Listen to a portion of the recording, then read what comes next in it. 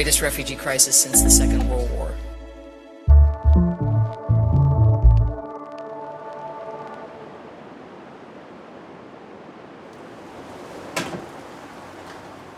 My name is Abou. I'm from Senegal, and my life was not safe. And I had this opportunity to come here to United States to have a new life.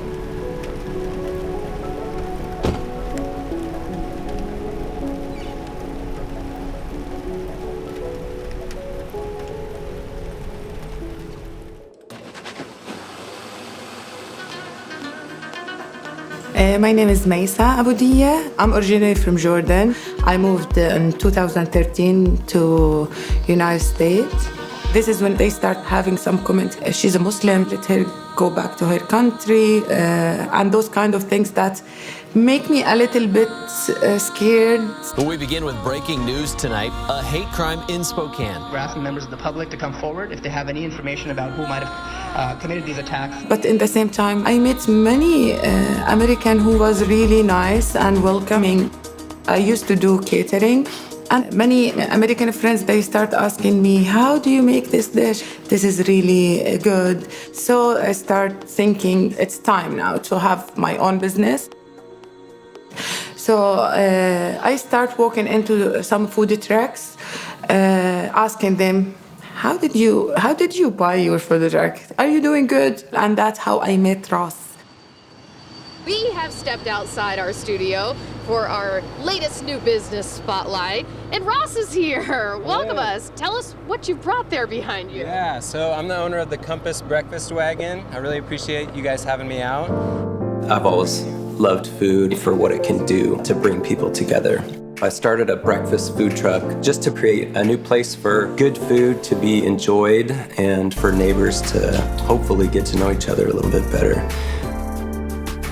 So that business was a joy, but there were times at 4:30 in the morning when I'm getting that batch of gravy going, when I thought to myself, why am I doing this?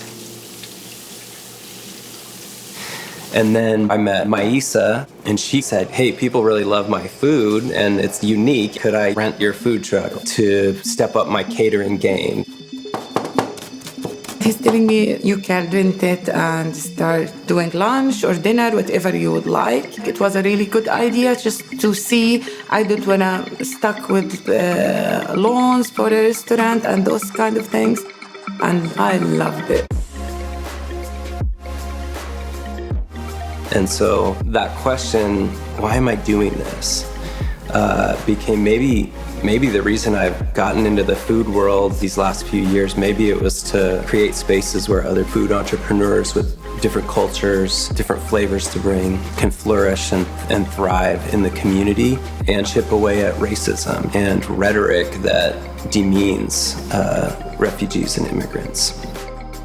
Yeah, this building right behind me used to be Sushiyama and Arctic Circle, but no more. Soon, it'll be transformed into Feast World Kitchen. Our plan at this point is to work as hard as we can to launch this restaurant that has a rotating cast of chefs, food from different regions of the world on different nights of the week. It's kind of a combination of what I've been trying to do with food and bringing the neighborhood together and my passion for just showing hospitality to folks who have oftentimes been through a lot, fleeing violence and bad circumstances.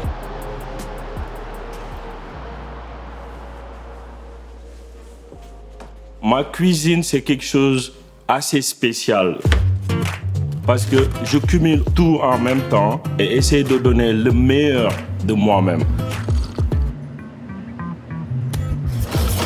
Feast World Kitchen is a non-profit organization that will help immigrant and refugee find a place. They can cook, they can have a training, they can serve their foods.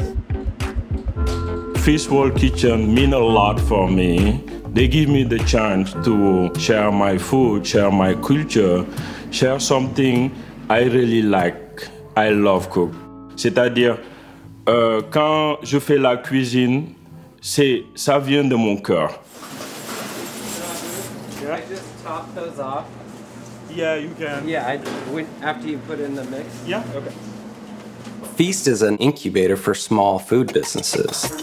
Our international chefs, they are independent contractors. Hey, I need that pen, please. They make the proceeds from their pop-up takeout event minus a kitchen use fee that's below market value. And so it's an opportunity for someone to prepare a menu, plan what they think Spokane is going to love. We post those menus on Monday. People place their order throughout the week, and then they come and pick up a wonderful international meal the night and time that they signed up for and paid for. And for our chefs, from one day at Feast World Kitchen, they could walk away with 1 or 2 months of rent.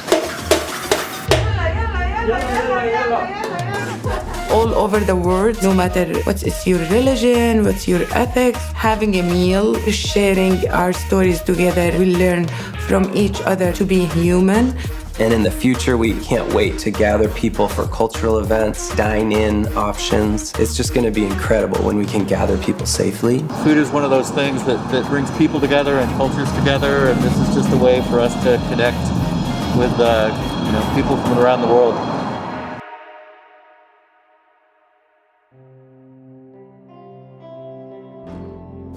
All of our chefs would rather be living where they grew up, like I am.